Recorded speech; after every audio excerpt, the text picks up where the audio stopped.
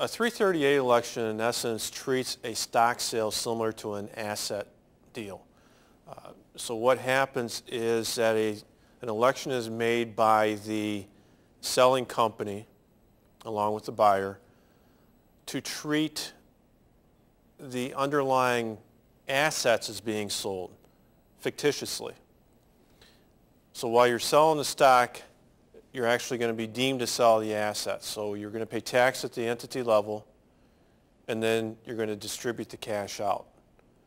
The benefit of doing a 338 election is generally from the buyer standpoint. And the reason, again, goes back to the fact that you have an increase in basis for those underlying assets that the buyer can then write off or depreciate or amortize it. Generally, you're going to see it a lot with S corporations, because S corporations, it doesn't hurt for the most part to do a 338 election. The seller is still treated in an equivalent manner, and the buyer, again, gets that markup in value. That's the generic 338 election. Another way to transfer equity to an external entity, but you're really still preserving your equity within your own company, is through a merger. A merger is an opportunity where you've identified a buyer, or a buyer's identified you, yet the buyer doesn't want to put out the cash. They want to keep you involved in the business. They want to keep your management team involved in the business, but for whatever reason, they don't want to pay you everything today. And this could either be through a public company, or this could be a private equity transaction or another private company that you're doing this with. It's a mechanism to grow your future, because now you've got two entities coming together as one. So hopefully two pieces, a larger entity, is going to be worth more in the long run. Maybe they've got a process that you need, or vice versa, that will interplay very well. Maybe there is synergies or cost-cutting maneuvers where you can shave engineering costs. You've got duplication of efforts, and you can maximize your value based off of those and reducing your costs, thereby increasing your EBITDA, therefore increasing your value. The downside to this is, though, that you still own what you had before. You just own it in a different form, or a different company possibly at that point in time. So the question is, how do you get out of that? Because if you don't have a succession plan with that now, you're back in the same boat, unless this is a public company. If it's a public company, you should have a market in order to go out there and trade your shares on. But if it's a private company, how are you still going to get out of that? So you still need to continue your succession plan and your equity transfer plan down the road.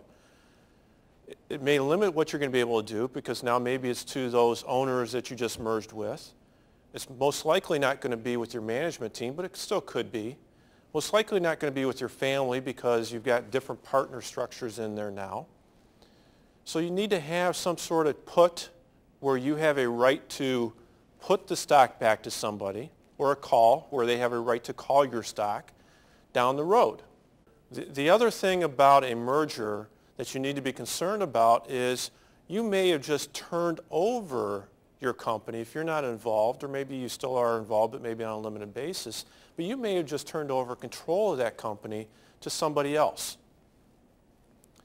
And that somebody else now is dictating your future. It's dictating the value that you're going to be getting out of this company. So you have a concern there. So you have to do your due diligence on the front end to make sure your partner, or your future merger partner, is going to be a workable solution for you in the long term. Another option, if you so care, is to take the company public. Excellent way to unlock capital. Generally speaking, you're not going to be taking 100% of your company public, though. You're going to take a portion of your company public, and you're going to retain a portion of it. But it does provide a mechanism down the road for you to unlock or to sell that, where before you were limited to, again, maybe a management team, maybe your family members, or maybe a competitor out there. Now you've got a whole market of shareholders across the world that can buy those shares from you, depending on the market. So it's an excellent vehicle in order to do that. One of the markets that we've been successful with at UHY Advisors is going into the AIM market. And the AIM market is a London trading market. doesn't have some of the stringent requirements that the New York Stock Exchange or the NASDAQ have. So we've been able to go over there for some smaller companies and be able to unlock the value for those companies through that market as well. So from an external sales point, again, you've got an asset versus stock sale. You've got a merger opportunities, or you have a public offering opportunity. And those typically are the three mechanisms or four mechanisms that you're going to be looking at to unlock your future capital. So even if you're in your late 40s or early 50s, it's never too early to begin thinking about equity transfers and what do you want to have happen with your financial future and your company going forward. So as you're considering how much your company is worth and the value of your equity within that, as a starting point, UHY Advisors has worked with LaSalle Corporate Finance to put together a sampling of 800 recent transactions and the values of the transaction itself. And by clicking on the button on the right of this video presentation, you'll be able to access this information. You'd want to then fine-tune this information by going out and hiring a qualified professional to value your company as well.